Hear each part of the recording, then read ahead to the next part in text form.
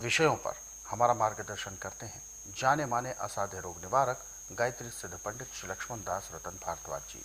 आइए सबसे पहले गुरु जी का स्वागत करेंगे और कार्यक्रम की शुरुआत करेंगे। गुरु जी बहुत बहुत स्वागत है। नमस्कार।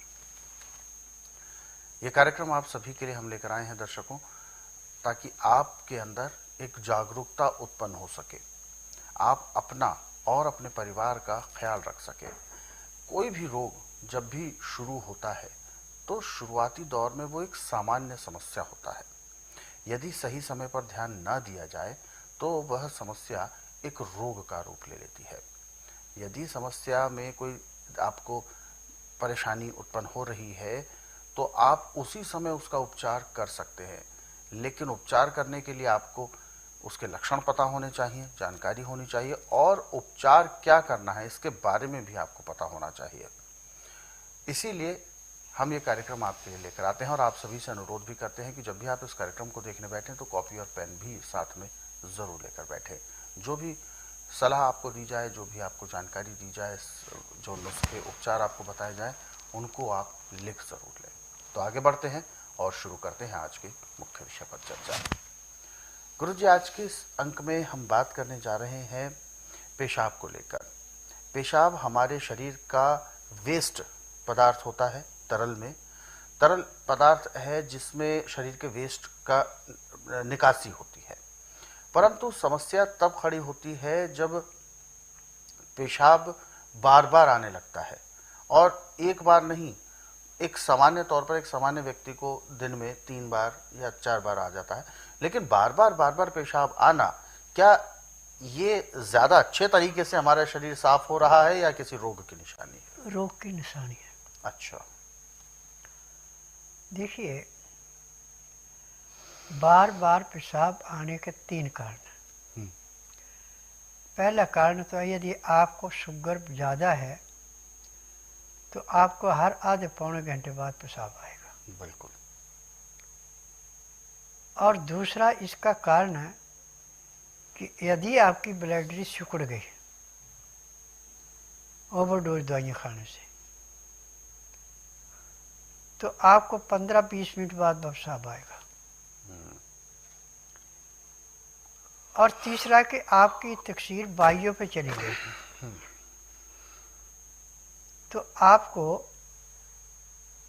बर्फ जैसा सफ़ेद पानी जो होता है ऐसा पेशाब आएगा। उनमें थोड़ा पीला होता है, इसमें बिल्कुल सफ़ेद हो जाता है। अभी पेशाब करके आए और इतने में आप बैठे भी, फिर दोबारा पेशाब आ गया, इसमें ऐसा होता है। इसके रोकथाम के लिए ऐसे तो हमारे पास सैकड़ों दवाइयाँ हैं, परंतु टीवी के माध्यम से मैं आपको वो बता रहा हूँ जिसमें आपका खर्चा 1 पैसा नहीं है। अनार आप खाते हैं, दाने का रस चूसते हैं, छिलका फेंक देते हैं। ये छिलका नहीं फेंकना, छिलके को छाया में सुखा के जब अच्छी तरह सूख जाए, पाउडर बना के कांच की शीशी में आप इसको स्टील का ढक्कन लगा के रख सकते हैं। चाहे 10 साल भी रखें, ख़राब नहीं होगा और इसमें कीड़ा नहीं पड़ता। अनार के छिलके को कभी कीड़ा नहीं खाता। जब भी आपको बार बार पेशाब आने की आदत हो जाए तो आप 2-2.5 ग्राम अनार के छिलके का पाउडर मुंह में फक्की लें, ऊपर से आधा कप गुनगुना पानी पी लें। हर 2 घंटे बाद आप इस क्रिया को दोहराते जाएं। पहली बार लेने से आपको करीब 10 से 15 मिनट का फर्क पड़ेगा। दूसरी खुराक लेने पे वो आधे घंटे से ऊपर चला जाएगा। तीसरी खुराक लेने पे पौने घंटे पे जाएगा। चौथी खुराक लेने पे 1 घंटे का हो जाएगा। 5वीं खुराक लेने से आपको सीधा 1.5 घंटे का फर्क पड़ेगा। अच्छा। अब ये 2 या 3 दिन आप लगातार लेते हैं तो आपको 3-3, 4-4 घंटे बाद पेशाब आएगा, उससे पहले पेशाब नहीं आएगा। परंतु इसमें खान पान पर पूरा ध्यान देना कि नाज जो भी खाना है वो चोकर वाला। जिस आटे की चोकर निकाल दी वो आटा नहीं खाना, और ज़्यादा बारीक आटा नहीं खाना। जो हाथ में लेके आटा सर के उस आटे की रोटी बना के खानी है। और एक अकेला नाज नहीं खाना, इसमें 3, 5, 7, 9, 11 जितने आप ज़्यादा कर सकते उतने अच्छे।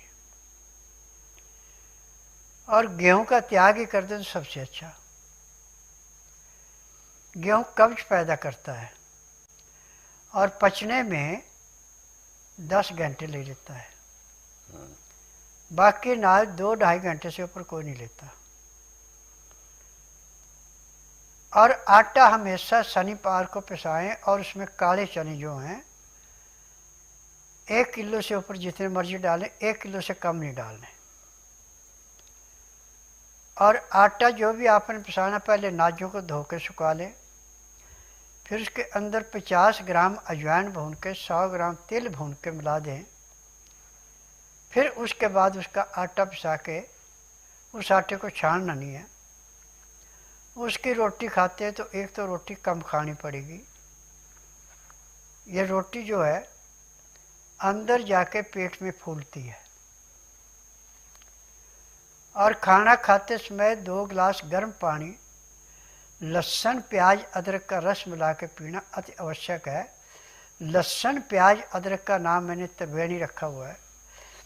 जैसे त्रिवेणी में स्नान करने से पापों से मुक्ति मिलती है,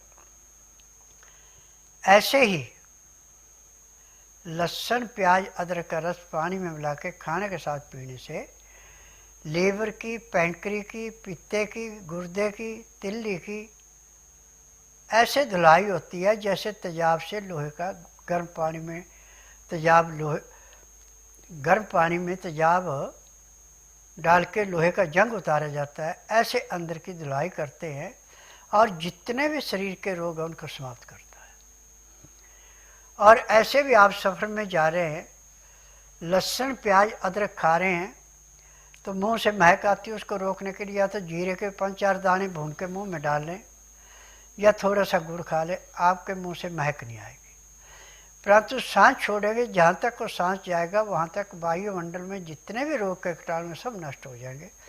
आपको प्योर ऑक्सीजन आएगी, रोग कहाँ से आएगा। आज पूरे संसार के अंदर दवाइयों में बिजनेस है जिससे रोग दबाया जाता है, रोग कटता नहीं है। अब इसमें हम डॉक्टरों को दोष नहीं दे सकते। ये दोष उन फार्मेसियों का है जो दवाइयाँ बनाती हैं।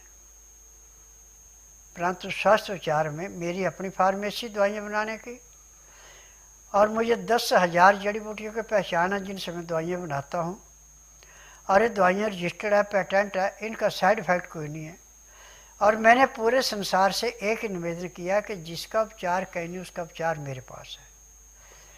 यहाँ ना तो आपने मुंह से बोलना कि मुझे तकलीफ़ है, ना कोई टेस्ट रिपोर्ट लानी, ना परिवार की हिस्ट्री बतानी। यहाँ का नियम है कि बुधवार की मैं छुट्टी रखता हूँ, गुरुवार से लेकर मंगलवार तक नाड़ी परीक्षण करता हूँ।